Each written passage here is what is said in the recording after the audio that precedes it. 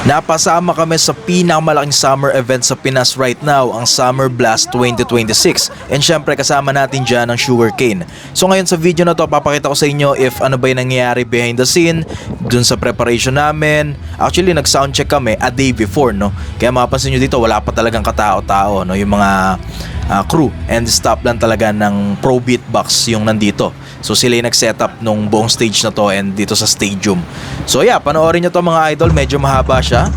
And siguro lalagyan ko na lang ng mga voice over if ano yung mga kailangan explain. So yeah, yun, panoorin nyo na lang mga idol. Alright.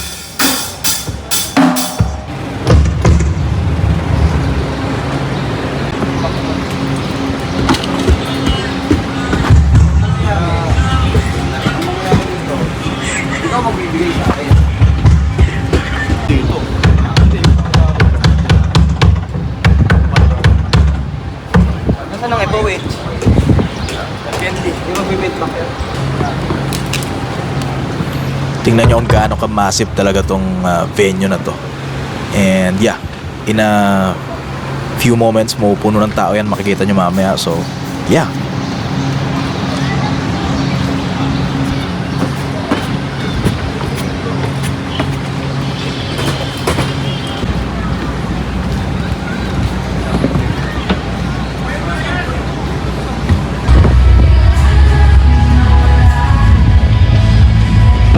Kailangan natin left right out ng mix na ngayon yung sa IEM yung IEM grab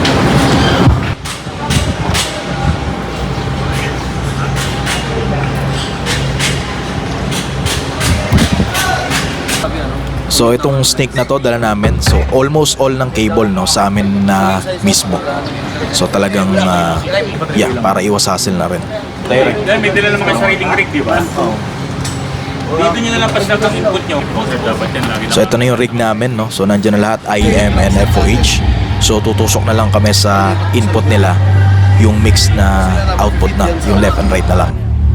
And dito actually medyo na-delay kami dahil yung team ng broadcast is gusto na yung patch list nila yung masunod. Pero talagang hindi naman uubra yun dahil kada banda is iba-iba ng patching.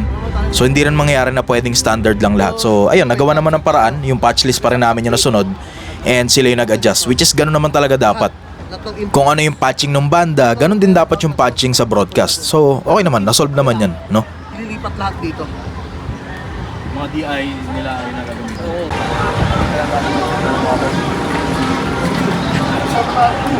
Kaso yung ano natin, chain natin,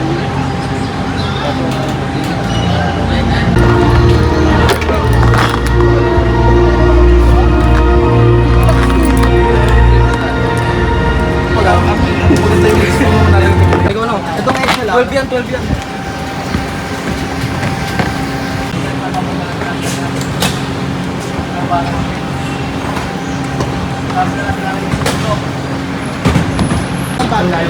ano ba ano? Tatlong vocals lang. Lawan. Ito. Base split rate ko naman po kami. Tapos, tatlong vocals. Yun nga po eh. Ang sinasuggest niya, di ba may output tayo? Yung output natin, yun ang isend natin sa TV. Yung TV, sir. So, left right pa rin padala nyo sa house, okay lang yun yun. Oo. Hindi. Galing mo dun. TV lang yung Hindi, problema. paano sila Galing mo input? dun. Hindi, paano nila kukunin? Wala silang input. Sa atin pa rin lahat ng input. Oo nga, Yan yung lang out, walang out yung TV. yung direct TV, yan, direct yan oo. sa kanila. Ngayon, wala nang repatching yun. Iwan na to. Iwanan na yun. Ang problema, lahat ng ibang banda, dito natutusok. Takpan na lang yung ano. Tapos, yung left right na padala mo doon, kaya pa rin mag-mix doon. House doon. Oo nga. So si TV, TV lang ang hiniwalay natin, Multitrack, naka-multitrack oo. lang. ang problema, yung input na, hindi yung input list natin, mababago pa rin. Kasi susundin pa rin. Hindi na ako, hindi pwede mag-uwin. Standard nga, kaya standard yung gagamitin nila, sir. Yung nga, hindi ko lang yung ano tayo, standard yan. Paano yung isang banda, hindi ganyan. Yun nga yung out ng TV, yung gusto nang isaksak sa akin.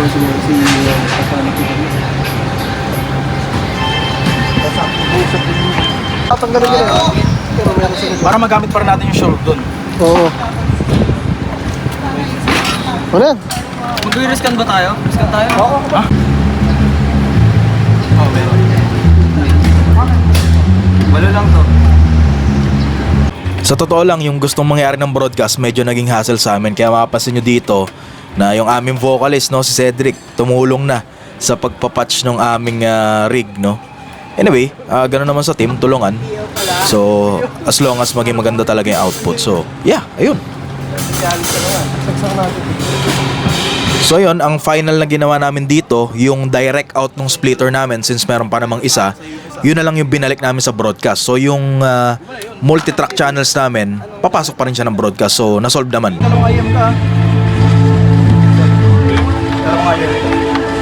ba isa niyan? Asan ba isa niyan? Basag.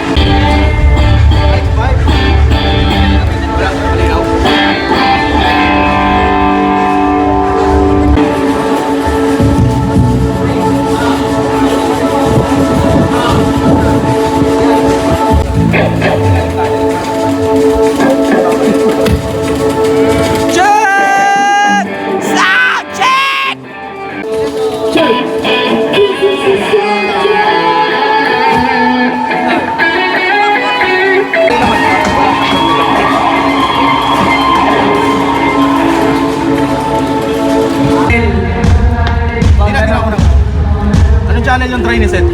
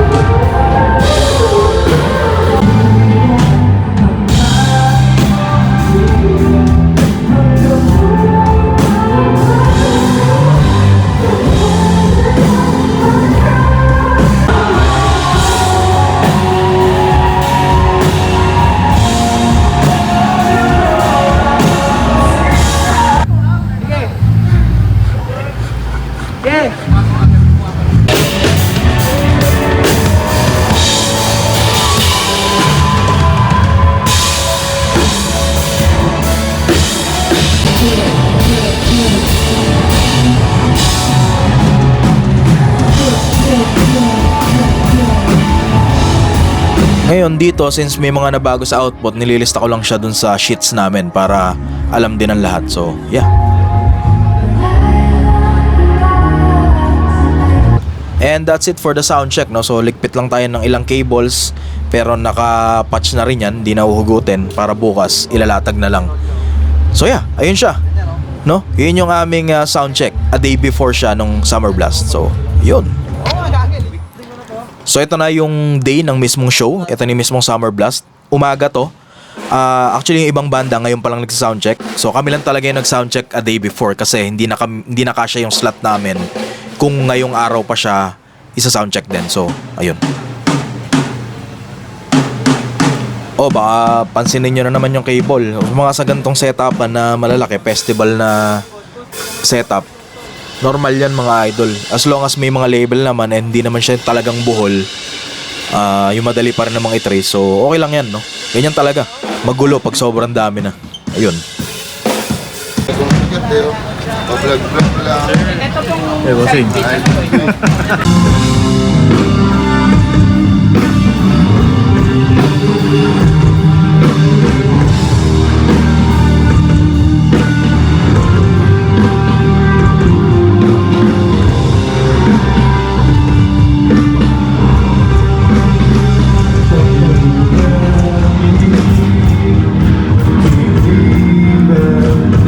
And of course, no, nahagip ng ating camera, Sir Jeff Ote. for this event, siya ang monitor engineer ni Glock 9. So, grabe magpatunog ng monitor yan, parang FOH. So, basta, hindi madja-justify sa video, pero kung nandito kayo sa actual, madidinig nyo yung quality ng sound. Hindi pang giglaze yun, pakinggan nyo talaga sa actual. Alright.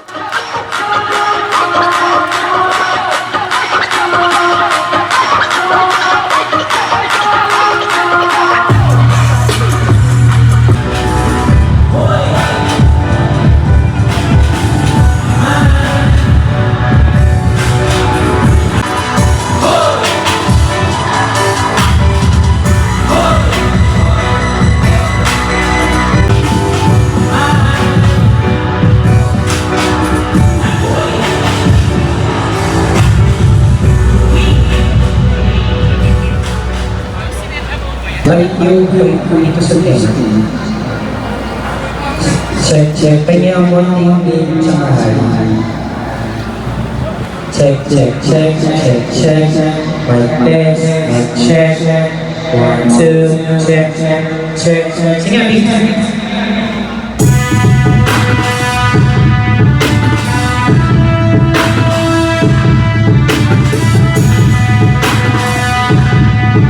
Diyan, pwede kang music sa loob.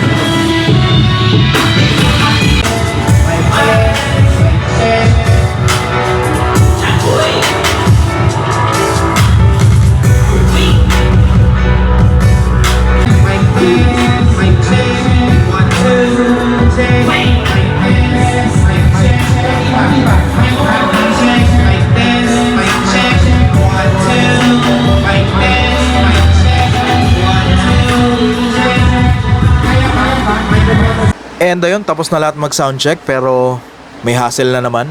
Sa maling drum set kami nag-setup. So, yung ginamit kahapon, di pala doon kami. So, nilipat namin sa kabila. So, kanina nasa stage left kami. Ngayon, nasa stage right na. So, wala, ganun talaga. Buti na lang maaga ako pumunta. And maaga rin naman silang pumunta. So, madali lang naman. Nilipat lang naman yung drums. I mean, yung mga drum mics. Pero all in all, okay naman. Alright.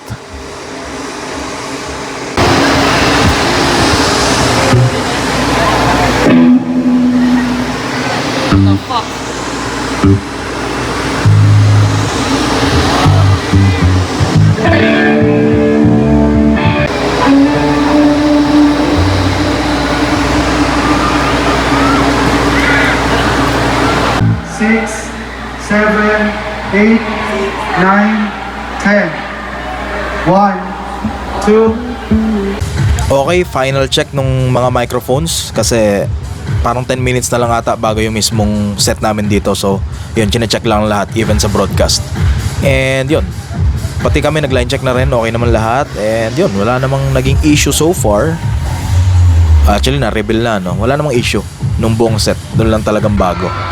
Pero yun naman na importante, 'di ba? Yung lahat nung issue ilabas na dapat nung during soundcheck pa lang para pagdating nung actual, 'di ba? All goods na. Alright. Eh na yun, si Billy Crawford, sila muna bago kami. So para si Billy yung nag-opening dito sa stadium. And after ni Billy, so kami naman. So ganun.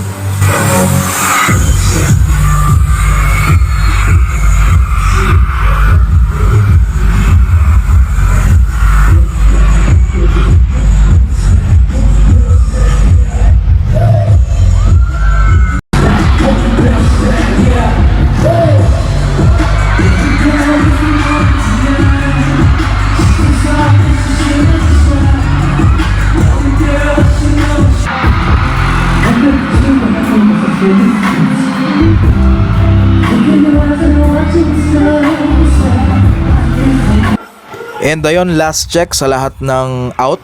Ito naman yung papunta sa mga IEM nila.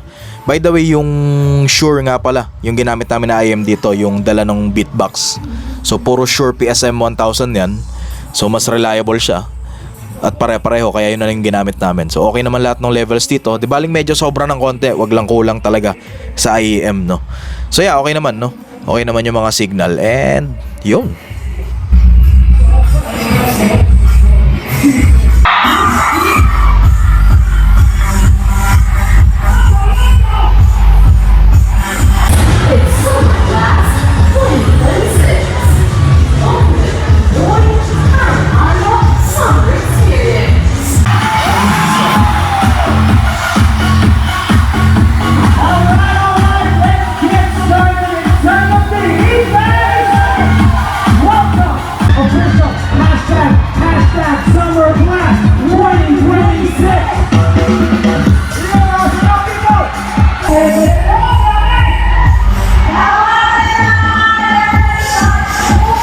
isang mic? Anong isang mic? Lucky said na. Yung kay Carl na KTM.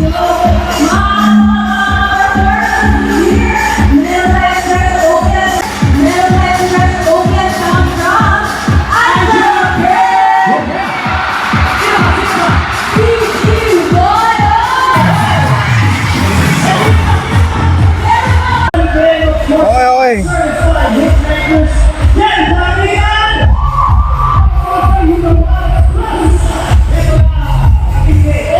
Click merong ka na, click merong ka na.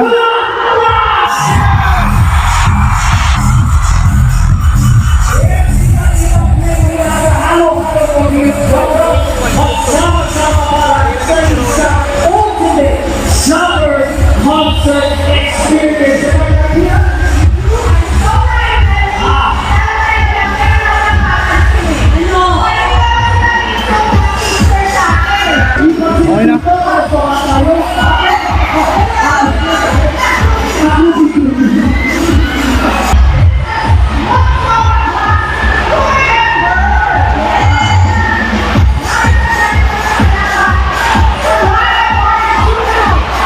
Volume. Sagad ka? Sagad ka? Hindi na pa. Meron pa.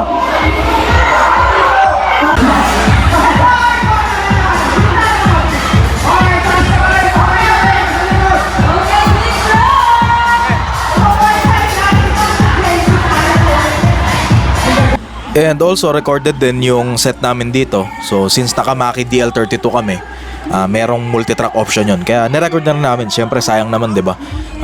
Very important event to. Isa sa pinakamalaki. Actually pinakamalaking event ko rin to. Sa pagse-setup ko talaga. Grabe. And yeah, ayun.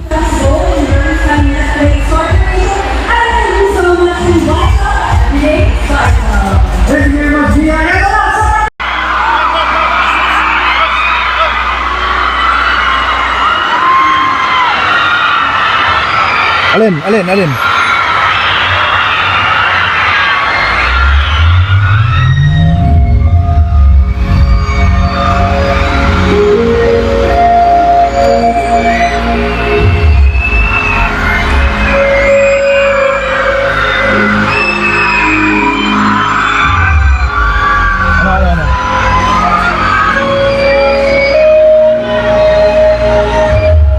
Kabisado mo ba? Ano ba kanina yan? Alin? Gitara? Oo, na-try na nila kanina yun. Ito, tono pa.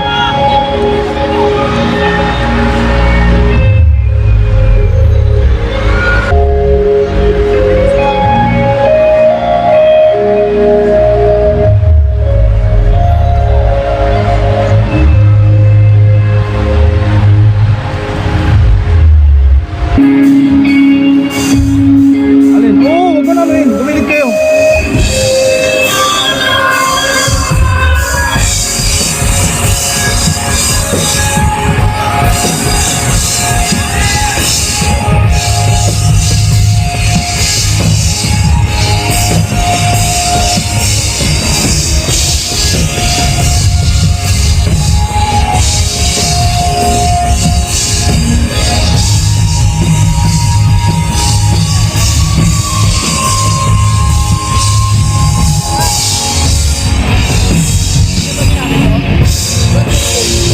Hinaan lang ata. Diba? Correct yan eh. Yan mo na boss, okay na.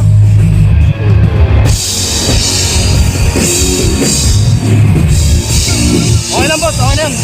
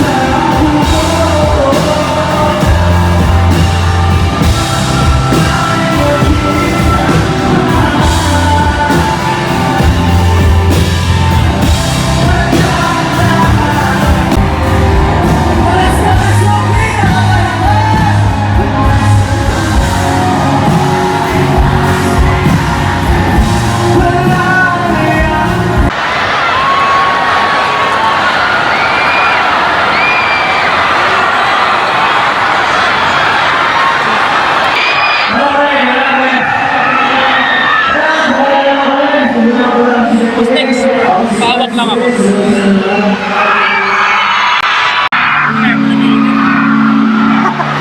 Sunog ko yan.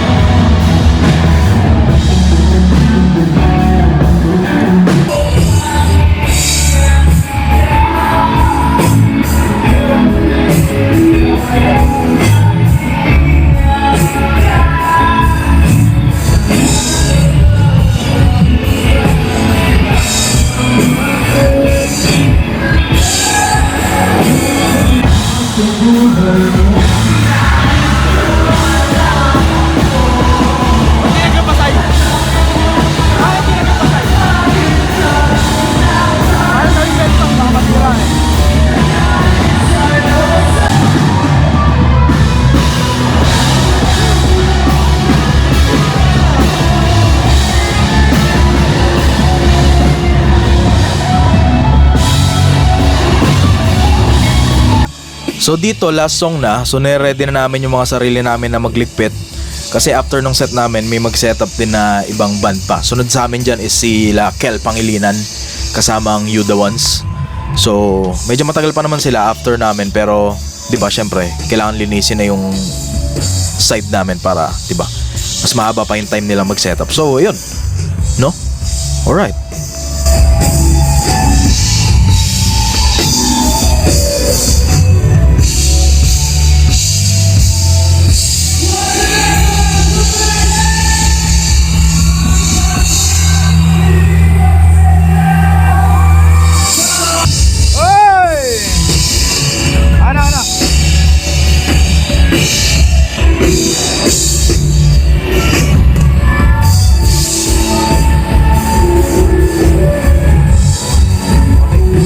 Okay na. Yung isa.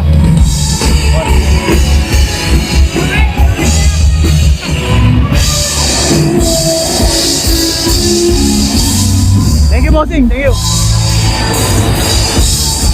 Ha? Baka pumutok. Baka pumutok. Di pa nakamute eh. Mamaya na lang.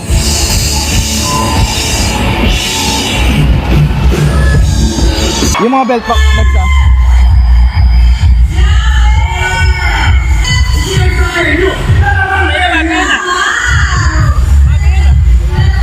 Carl. Belt pack.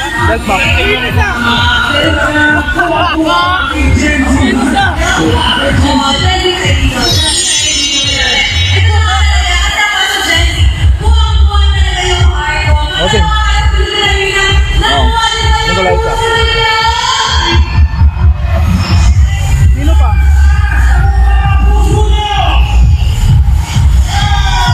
Ito yung belt pack mo.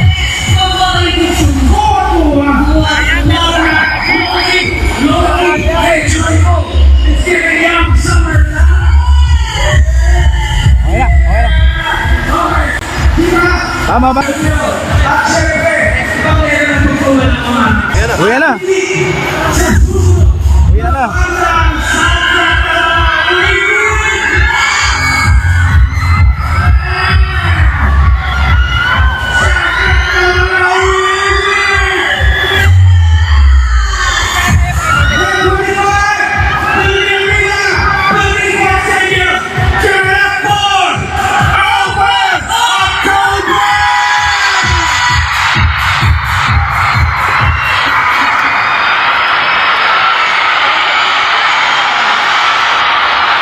Bilisan nyo, obo na. Takbo na kayo sa arena. Obo na. So bali dito, yung naging setup is salitan yung stadium tsaka yung arena. So kung ano yung nangyayari sa stadium, pag doon merong nagpe-perform, ini-stream yun sa arena. Then pag may sa arena naman nagpe-perform, yun naman yung piniplay sa stadium. So technically pwede nyong mapanood, no, or mapakinggan both yung lahat ng banda sa kabilaang venue. Kaya hindi nyo lang sila makapanood ng actual na live, like makikita nyo sa stage, pero at least, di ba, experience, maririnig nyo rin yung audience nung kabila, let's say sa arena, maririnig nyo sa stadium. So kumbaga parang pinag-isa yung experience, no. So yeah, ang ganda actually, ang ganda nung ginawa nila dito, no, both sa audience, yung experience nila, and dun sa magiging setup ng banda. Kasi di ba pagkasalitang ganun, tapos tigdalawang stages pa, so ang haba nung prep time, kaya kumbaga hindi magagawl sa oras yung mga banda during yung turnover, no, dun sa kabilang banda na. So yeah, ang lupit ang ginawa nila dito.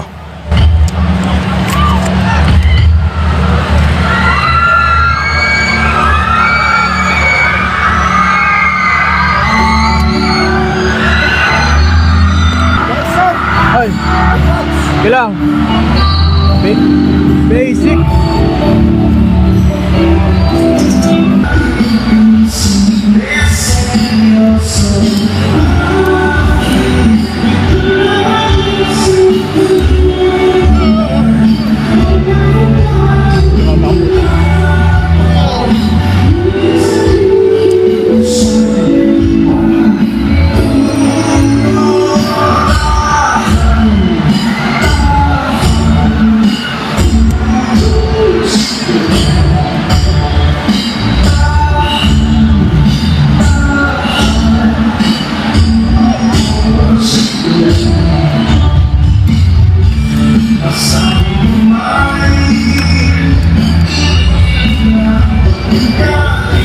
Gamitin na next band.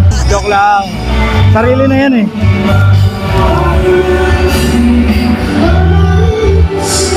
Dahil sa likod yung isa eh. Nasa likod yung ano.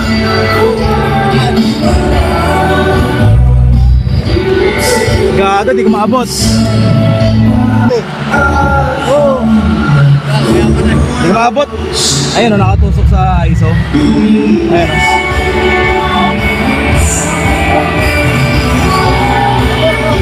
Eto na. Bossing.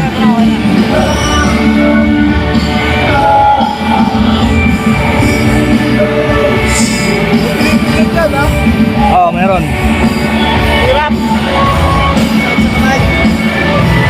Sa loob eh. Biglaan, yung putik eh.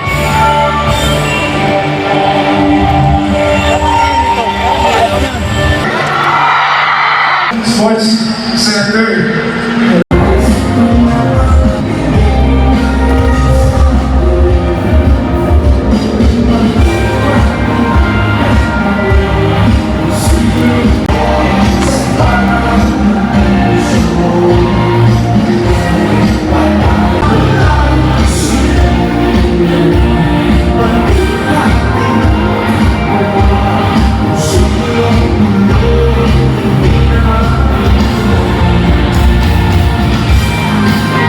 And that's it mga idol, no? So patapos na yung video. So kumabot ka hanggang dito sa part ng video na to, sobrang salamat.